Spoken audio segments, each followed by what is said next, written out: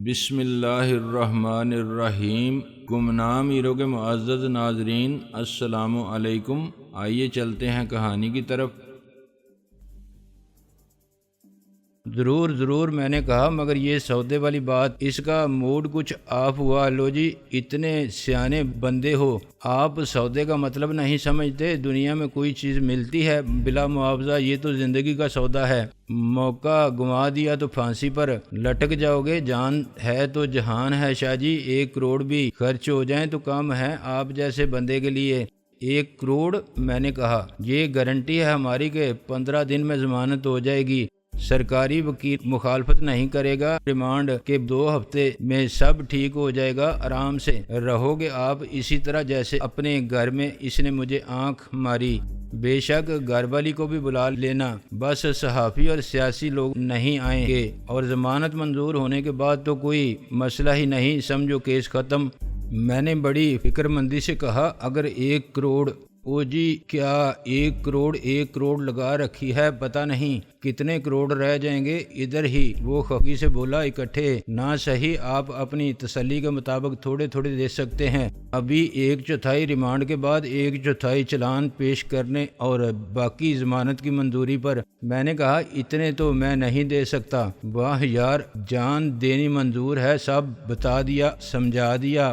پتہ بھی ہوگا کہ تفتیش میں کیا ہوتا ہے، بندہ ضائع بھی ہو جاتا ہے۔ اچھا، کتنے دو گے؟ میں نے سوچ کے کہا، 1 روپیہ۔ اسے شاید اپنی سماعت پر دھوکے کا گمان ہوا۔ کیا کہا تم نے؟ میں نے کہا کہ 1 روپیہ دے سکتا ہوں میں، جو آج کل فقیر خیرات میں نہیں لیتا۔ تمہیں منظور ہے؟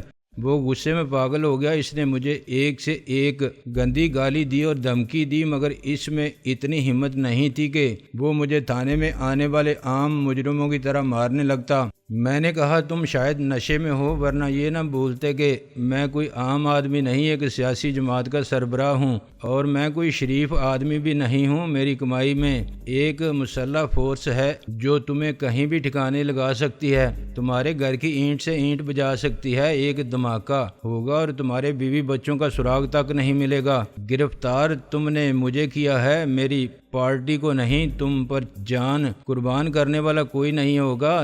تھانے دار میرے جانثار بہت ہیں۔ وہ بلا شبہ ایک بے خوف آدمی تھا جو سوچے سمجھے بغیر بہت کچھ بول گیا تھا۔ میری بات سن کے وہ 1 کروڑ ہی نہیں، ساری اکڑ پھون بھول گیا۔ اسے اچانک احساس ہو گیا کہ اس کے مقابلے ایک خطرناک حریف ہے جو صرف دھمکی نہیں دیتا، اس پر عمل کر کے بھی دکھاتا ہے۔ پھر بھی اس نے اپنی تھانے داری کا روب کا برم رکھا اور مجھے عباسی کے حوالے کر دیا۔ لے جاؤ اسے اور صبح تک بات کرنا سکھا دو۔ تھانے سے مجھے یوں لے جایا گیا جیسے میں کوئی خطرناک ڈاکو یا دہشت گرد ہوں۔ ایس پی صاحب کے حکم کی تعمیل میں مجھے ہتھ کڑیاں اور بیڑیاں پہنا کے اور آنکھوں پر پٹی باندھ کے پچھلی طرف سے نکالا گیا اور ایک گاڑی میں بٹھا دیا گیا۔ میرے احتجاج کی کسی نے پرواہ نہیں کی۔ عباسی کا رویہ بھی انتہائی توہین آمیز اور جارحانہ تھا۔ میں گاڑی کی پیچھے والی سیٹ پر تھا اور یہ اندازہ کر سکتا تھا کہ وہ پولیس کی جیپ یا آرمڈ کار نہیں ہے، یہ کوئی نئے ماڈل کی خاصی آرام دہ کار تھی۔ ایک مسلح پولیس مین میرے دائیں ہاتھ پر تھا اور دوسرا بائیں جانب سب انسپکٹر فرید عباسی آگے بیٹھا تھا، اور اس نے باتوں میں مجھ پر واضح کر دیا کہ اس گاڑی کے پیچھے بھی مسلح نفری سے بھری ہوئی جیپ چل رہی ہے۔ چنانچہ میرے جانثار مجھے چھڑانے کی کوشش میں صرف خودکشی کر سکتے ہیں، اپنے مقصد میں کامیاب نہیں ہو سکتے۔ میں نے کہا، یہ گرفتاری نہیں، اغوا ہے۔ جو کچھ تم کر رہے ہو سب غیر قانونی ہے۔ اگر ثابت کر سکو تو اپنے وکیل سے کہنا کہ پولیس پر کیس کر دیں۔ عباسی نے گھرا کے کہا، تم کیا چیز ہو عباسی؟ میرے قانونی مشیر اور میری بیوی صبح تک انتظام کر لیں گے۔ تمہارے آئی جی صاحب اور ہوم سیکرٹری صاحب کیا جواب دیں گے؟ کیا وجہ بتائیں گے عدالت میں اس ریاستی دہشت گردی کی؟ کوئی عدالت ہمارا کچھ نہیں بگاڑ سکتی۔ دوہرے قتل کے ایک مجرم سے تفتیش کرنے میں کون سی غیر قانونی بات ہے؟ اور صبح ہونے میں تو بڑی دیر ہے، ابھی ایک پوری رات ہے بیچ میں۔ گاڑی پون گھنٹے چلتی رہی، یا شاید مجھے ہی ایسا لگا۔ ان گنت بار دائیں بائیں مڑنے کے بعد بالآخر گاڑی رک گئی۔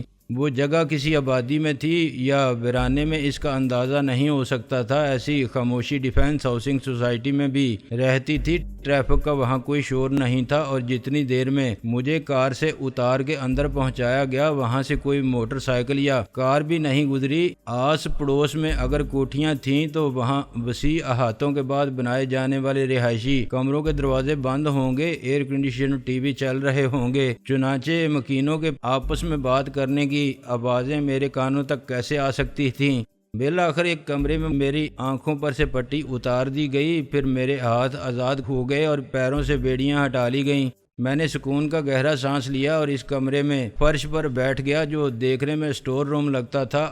8 فٹ لمبے چوڑے کمرے میں بہت سا کاٹ کباڑ بھرا ہوا تھا اور ہر چیز پر گرد تھی۔ ایک سوکھے کالے اور تاڑ جیسے لمبے ہیڈ کانسٹیبل نے بزم خود گرج کے کہا، خبردار جو چالاکی دکھائی، چاروں طرف بندے متوجہ ہیں، بھون کے رکھ دیں گے۔ اس کی آواز مضحکہ خیز حد تک پتلی تھی اور کانپتی تھی۔ جب وہ دروازہ باہر سے مقفل کر کے چلا گیا تو مجھے یہ سب بہت عجیب اور خوفزدہ کرنے والا لگا۔ میں بالکل اکیلا رہ گیا تھا۔ پہلے خود میں نے اپنے آپ کو اکیلا کیا تھا۔ جب میں ناصر عظیم سے شاہ عالم بنا تھا تو وہ سب رشتے بے وجود ہو گئے تھے جو میرے لیے خون کے رشتوں سے زیادہ اہم تھے، جن کے بغیر میں زندہ رہنے کا تصور ہی نہیں کر سکتا تھا۔ اس کا ذمہ دار میں حالات کو ٹھہراتا تھا، مگر میری مجبوری کا عذر کسی کے لیے بھی قابل قبول نہیں تھا۔ سب نے مجھے ہی قصوروار سمجھ لیا تھا اور اتفاق رائے سے یہ فیصلہ سنا دیا تھا کہ وہ صرف ناصر عظیم کو اپنا سمجھتے تھے، شاہ عالم سے ان کا کوئی رشتہ یا تعلق نہ تھا اور نہ ہوگا۔ اچانک میں ان سب کے لیے اجنبی ہو گیا تھا جو میری زندگی کا حصہ تھے، مگر وہ زندگی بھی میری نہ رہی تھی۔ چندہ جس کے نام سے میرے دل کی ہر دھڑکن منسوب تھی، خواب پروا ہو گئی تھی۔ اس کی محبت یاد ماضی کا عذاب بن گئی تھی۔ وہ میرے خیالوں کی دسترس سے بھی دور، بہت پیچھے رہ جانے والے وقت کے غبار میں کھو گئی تھی۔ مجھے یقین نہیں آتا تھا کہ اس کے بغیر بھی میں زندہ ہوں، اتنے ہی جذبے، حوصلے اور عزم کے ساتھ مستقبل کی راہ پر گامزن ہوں۔ کیا ایسا ہو سکتا ہے؟ ایسا ہوتا ہے ناممکن، اتنی آسانی سے ممکن ہو جاتا ہے۔ کیا اس نے واقعی مجھے بلا دیا ہوگا، اسی طرح جیسے لوگ مرنے والوں کو بالآخر بلا دیتے ہیں؟ نہیں، جب میرے دل میں اس کی یاد کا زخم سلگ رہا ہے تو وہ سکون آشنا کیسے ہو سکتی ہے؟ میں نے فاروقی کو اور خان اعظم کو اور قمر کو یاد کیا۔ میری پیاری سی بولی سی بیوقوف سی بہن ذرا سی بات پر رو جانے والی، مگر اندر سے بڑی حوصلہ مند، انتہائی مضبوط اور ذہین، بالکل اپنے کمینے بھائی کی طرح۔ پہلے تو وہ چاکلیٹ لانا ہی بولتا تھا تو وہ روٹھی جاتی تھی، بھائی میں نہیں بولتی آپ سے، اب تو بھائی نے سب کچھ بلا دیا ہے۔ وہ کتنا روتی ہوگی چھپ چھپ کے، اور ڈاکٹر کمال فاروقی اسے سمجھاتا ہوگا کہ وہ آئے گا، وہ ضرور واپس آئے گا قمر، میں جانتا ہوں اسے۔ آج ناصر عظیم کے بعد شاہ عالم کے رشتے بھی ٹوٹ رہے تھے۔ مجھ سے میرے اپنے سہارے چھن گئے تھے، دوست جدا ہو گئے تھے، سب دشمنوں میں شامل ہو گئے تھے۔ میں پارٹی کا چیئرمین نہیں رہا تھا، پارٹی پر باغی اور غدار قابض ہو چکے تھے۔ میں دوہرے قتل کا ایک مجرم بنا دیا گیا تھا۔ کسی کو معلوم نہیں تھا کہ میں کہاں ہوں۔ یہاں کوئی بھی میری مدد کے لیے نہیں آ سکتا تھا، نہ رکشی جو میرے لیے غیر تھی، مگر اس نے مجھے سب سے بڑھ کر تحفظ فراہم کیا تھا۔ بے شک اس نے اپنے مفاد میں ایسا کیا تھا، مگر وہ مدد نہ کرتی تو آج میں اس قبر میں لیٹا ہوتا جہاں شاہ عالم کا ڈھانچہ پڑا تھا۔ میرا رئیس سے بھی کوئی رابطہ نہیں تھا، میرے پارٹی ورکر اور وفادار ساتھی میرے لیے کچھ نہیں کر سکتے تھے۔ اشرف لاپتہ تھا اور تیمور کسی ہسپتال میں زخمی پڑا تھا۔ مجھ سے ملاقات کرنے کے باوجود شبنم اخلاقی طور پر پابند تھی کہ اس بارے میں کسی کو کچھ نہ بتائے۔ کیا میرے غائب ہو جانے کے بعد بھی وہ اس اخلاقی معاہدے کی پابندی ضروری سمجھے گی؟ میں نے اسے اپنی باتوں سے قائل کر لیا تھا کہ میں وہی شاہ عالم ہوں، مگر یہ میری زندگی کا بدلا ہوا اور بالکل نیا روپ ہے۔ میری نئی زندگی اس زندگی کے برعکس ہوگی جو میں نے پہلے بسر کی۔ کیا وہ میری بات مان لے گی؟ بظاہر یہ محسوس ہوتا تھا کہ اسے قائل کرنے میں کامیاب ہو گیا ہوں، مگر یقین کے ساتھ کچھ نہیں کہا جا سکتا تھا۔ ممکن ہے اس کا قائل ہونا بھی ایک پرفریب جال ہو۔ دوہرے قتل کا الزام مجھ پر ایک سازش کے تحت عائد کر دیا گیا تھا۔ اس کا مقصد بھی مجھے سیاسی منظر سے ہٹانا تھا تاکہ پارٹی پر میرے مخالفین کا قبضہ پکا ہو جائے۔ خالد عثمان اور خادم مرزا کے قتل کی بات میرے لیے ناقابل یقین تھی، مگر رئیس سے ملے بغیر میں جھوٹ کو بھی جھوٹ سمجھتے ہوئے ڈرتا تھا، کہیں ایسا نہ ہو کہ انہیں واقعی قتل کر دیا گیا ہو۔ وہ جس قسم کے غیر قانونی کاروبار میں ملوث تھے، اس میں انسانی جان کی کیا قیمت؟ ایک مقصد حاصل کرنے کے لیے 2-4 جانیں قربان کی جا سکتی ہیں۔ جنگ میں سب جائز ہے۔ اگر خالد عثمان اور خادم مرزا زندہ تھے اور مجھے محض ان سے کاروباری تعلق ختم کرنے کی سزا دی جا رہی تھی تو پھر میرا اللہ ہی حافظ تھا۔ یہ بھی ہو سکتا تھا کہ مجھے یہاں لا کے اس کوٹری میں بند کرنے والے ہی ان کے اعلی کار ہوں، وہ لوٹ کر ہی نہ آئیں، یا آئیں تو اس وقت جب میری ہڈیوں کو یہاں سے ہٹا کے کسی گڑھے میں دبانا ضروری ہو جائے۔ اتنی بڑی انسانوں سے بری ہوئی دنیا میں ایک شاہ عالم کا غائب ہو جانا کیا مشکل ہے؟ وہ آدمی بھی ایسا ہی تھا، کبھی ایک سے دو ہو جاتا تھا، کبھی اصلی نظر آتا تھا، کبھی نقلی، پہلے بھی غائب ہو گیا تھا۔ پولیس پر کبھی آنچ نہیں آئی، وہ کبھی مجرم نہیں ہوتی۔ وہ بڑے سے بڑے سیاسی قتل کے معاملے کو دبانے کا تجربہ رکھتے ہیں۔ شاہ عالم کیا چیز ہے؟ پر وحشت خیالوں کے ازدحام نے مجھے سخت مایوسی میں مبتلا کر دیا تھا۔ میں دروازہ بجا کے کسی کو بلانے اور شور مچانے کا سوچ ہی رہا تھا کہ باہر سے کسی نے تالے میں چابی لگائی۔ پھر میرے سامنے عباسی کا مسکراتا ہوا چہرہ آیا۔ سوری سر، آپ نے خاصا سخت ٹائم گزارا، لیکن یہ سب ضروری تھا، آئیے میرے ساتھ پلیز۔ اسٹور کے ساتھ ہی ایک بیڈ روم تھا۔ اس کی آرائش کا انداز پرانا تھا، مگر مکینوں کی دولت مندی اور حسن ذوق کا مظہر تھا۔ ایسا لگتا تھا کہ یہاں رہنے والے کوئی نہیں۔ کوٹھی کے مالک شاید بیرون ملک تھے یا اس کے وارث یہاں رہنا پسند نہیں کرتے تھے۔ ہر چیز میلی میلی اور گرد آلود نظر آتی تھی۔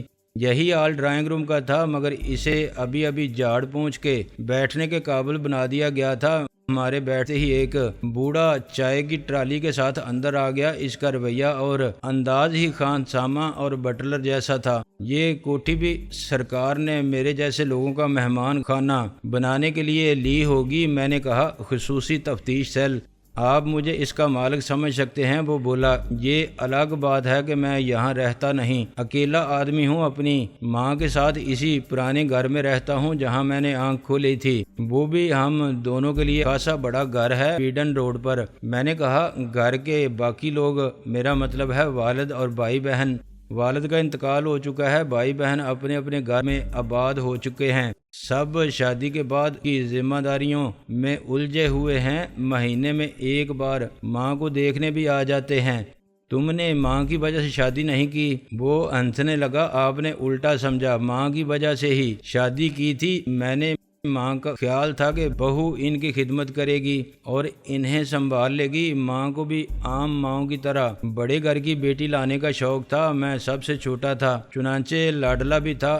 اسے بڑا فخر تھا کہ بیٹا تھانے دار ہے۔ بڑی تلاش کے بعد اسے بالآخر ایک لڑکی پسند آ گئی، مگر اس نے ماں کو بہت مایوس کیا۔ وہ ایک بہت بڑے پولیس افسر کی بیٹی تھی، اکلوتی اور نازوں میں پلی۔ اس کے شوق اور مشاغل مختلف تھے۔ فطرت اور مزاج کے اعتبار سے بھی وہ نہ اچھی بیوی بن سکتی تھی اور نہ اچھی بہو۔ مزید یہ کہ والد محترم کے عزائم شروع سے مجھے گھر داماد بنانے کے تھے، اس کا علم مجھے بعد میں ہوا۔ ظاہر ہے اس سے اختلاف پیدا ہوئے۔ وہ باپ کے گھر جا کے بیٹھ گئی، ابھی تک بیٹھی ہے۔ اس بات کو 2 سال ہو گئے۔ یہ کوٹھی اسے جہیز میں ملی تھی۔ پھر تم اس کے مالک کیسے ہو گئے؟ وہ تلخی سے مسکرایا۔ دراصل اسی ناچیز کو خریدنے کے لیے میرے سسر نے ایک بے وقوفی کی تھی کہ کوٹھی میرے نام کر دی تھی۔ گزشتہ سال وہ ریٹائر ہوا اور 2 مہینے بعد ہارٹ اٹیک سے مر گیا۔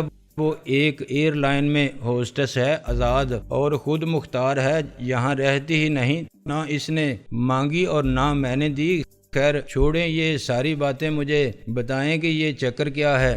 میرے ساتھ تو کوئی چکر نہیں، میری تفتیش کا دائرہ دوہرے قتل کے الزام تک محدود ہے۔ وہ بولا میرا تفتیش کا اپنا انداز ہے، میں ہر ملزم سے دوست بن کے کہتا ہوں کہ وہ مجھ پر اعتماد کرے اور سچ بتا دے، اگر اسے پھنسا دیا گیا ہو، اس کے خلاف انتقامی کارروائی کا یا زور زبردستی اور بدمعاشی کا سلسلہ ہو تو مجھے صاف بتا دے۔ اکثر جھگڑے وہی ہوتے ہیں، زن زر زمین اور خاندانی دشمنی کے، یا پھانسی کا پھندا کمزور کی گردن میں فٹ کر دیا جاتا ہے، کچھ قتل نشے میں ہو جاتے ہیں یا اشتعال کی کیفیت میں۔ میرا اندازہ ہے کہ 80-90% ملزم مجھے حقیقت ایسے بتا ہی دیتے ہیں، تھرڈ ڈگری کا طریقہ استعمال کیے بغیر، اور فائدے میں رہتے ہیں۔ بعض اوقات میں اصل ملزم پر ہاتھ ڈالنے سے قاصر رہتا ہوں، وہ میری دسترس سے اونچے لوگ ہوتے ہیں، لیکن میں بے گناہ کو کسی نہ کسی طرح بچا لیتا ہوں۔ جو مجھ پر اعتماد نہیں کرتے، انہیں میں انچارج صاحب کے حوالے کر دیتا ہوں یا مجبوراً ان کا کیس CIA کے سپرد کر دیا جاتا ہے۔ میں نے کہا تمہارے انچارج صاحب کو اپنا طریقہ ہے، انہوں نے مجھے آفر کی تھی کہ وہ مجھے بچا سکتے ہیں، مجھے معلوم ہے ان کا طریقہ کیا ہے۔ وہ مسکرانے لگا۔ وہ 1 کروڑ میں مجھے بے گناہی کی ضمانت دینے پر تیار تھے۔ میں نے 1 روپیہ پیش کیا تو خفا ہو گئے۔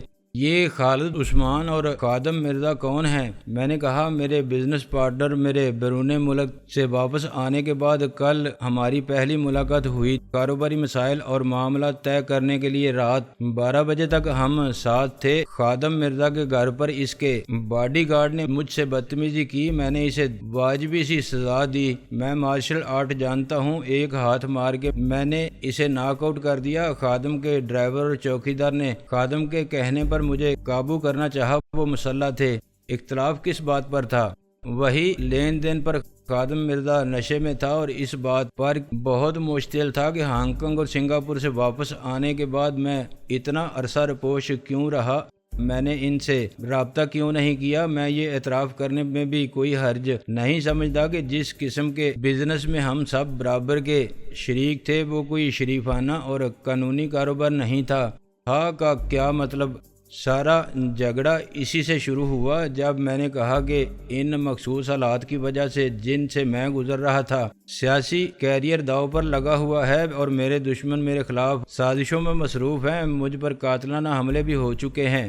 میں انہیں کوئی موقع فراہم نہیں کرنا چاہتا جس سے فائدہ اٹھا کے دشمن مجھے بلیک میل کریں۔ تمہیں میرے حالات کا علم تو ہوگا، میں تقریباً سارے اخبارات دیکھتا ہوں اور آپ کے ساتھ پیش آنے والے واقعات تو اتنے دلچسپ اور سنسنی خیز تھے کہ کسی زبردست فلم کی کہانی لگتی ہیں۔ واقعات کا سلسلہ ابھی جاری ہے۔ فرید عباس، میں نے کہا اصل بات یہ ہے کہ میں نے پارٹی کی تنظیم نو کا فیصلہ کر لیا تھا۔ میں سیاست کا انداز کچھ اور چاہتا تھا جس میں منافقت اور ریاکاری نہ ہو، جو عوام کی خواہشات اور ملکی حالات کے تقاضوں سے ہم آہنگ ہو۔ جس حمام میں سب ننگے تھے وہاں میں شرافت اور انسانیت کا لباس پہننا چاہتا تھا۔ ظاہر ہے یہ ناممکن تھا، مجھے ایسا چاہنے کی سزا ملی ہے۔ میں جن دوگلے اور بے ضمیر لوگوں کے غلبے سے نجات حاصل کرنا چاہتا تھا وہی آج پارٹی پر قابض ہیں۔ مجھے جسمانی طور پر آؤٹ نہ کر سکے تو یوں الگ کر دیا کہ پارٹی کو ہائی جیک کر لیا۔ میرے مخلص ساتھی بھی باہر کر دیے گئے۔ خالد عثمان اور خادم مرزا کا اس سیاست سے کوئی تعلق نہیں تھا، عباسی نے کہا۔ نہیں، بس وہ میرے سیاسی اثر و رسوخ کو استعمال کرتے تھے اور میں ان کے بیرون ملک کاروباری تعلق کا ذریعہ تھا۔ جب میں نے خود کو الگ کرنے کی بات کی تو انہیں اپنا کاروبار مستقبل تاریک محسوس ہونے لگا۔ میں ہی وہ پل تھا جس پر ان کے ناجائز دندوں کی ساری ٹریفک گزرتی تھی۔ پہلے میری خادم سے تلخ کلامی ہوئی، وہ نشے میں حد سے بڑھ گیا اور مجھے گالیاں دینے لگا۔ مسٹر خالد عثمان اس وقت کہاں تھے؟ وہ اپنے گھر میں ہمارا انتظار کر رہا تھا، لیکن خادم کی نیت میں فطور تھا۔ وہ چاہتا تھا کہ عثمان کے سامنے کوئی بات نہ ہو۔ دراصل وہ دونوں ہی ایک دوسرے کی کاٹ میں لگے ہوئے تھے اور خاموشی سے اپنے اپنے رابطے بنا رہے تھے۔ ایسی باتیں چھپانا مشکل ہی نہیں ناممکن ہوتا ہے، مگر ان کو یہ خوش فہمی تھی کہ ایک کو دوسرے کی خبر نہیں۔ جب جھگڑا بڑھا تو خادم نے اپنے چوکیدار، باڈی گارڈ اور ڈرائیور کو حکم دیا کہ شاہ جی کا دماغ درست کر دو۔ انہوں نے حکم کی تعمیل کی اور مارے گئے۔ میرا مطلب ہے تینوں باری باری آئے اور لیٹ گئے۔ Very good. کیا یہ بات ان کے علم میں نہیں تھی کہ آپ مارشل آرٹ کے ماہر ہیں؟ میں نے کہا اتفاق کہہ لو سے یا میری خوش قسمتی، پچھلے 1 سال سے میں ٹریننگ لے رہا تھا مگر اس کا انہیں اندازہ نہیں تھا۔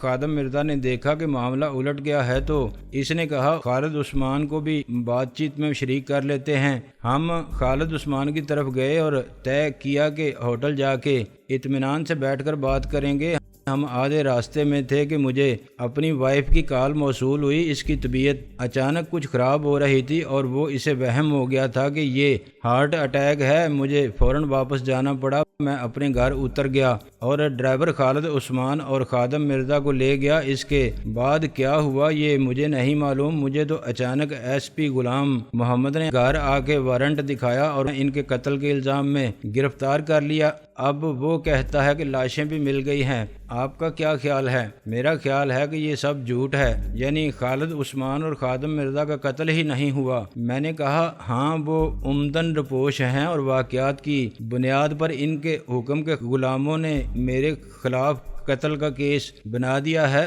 ہفتے 2 ہفتے یا مہینے بھر بعد وہ اچانک آ جائیں گے اور کہیں گے کہ ہم تو کاروباری دورے پر گئے تھے۔ ایس پی صاحب اتنا بڑا جھوٹ نہیں بول سکتے۔ عباسی سوچ میں پڑ گیا۔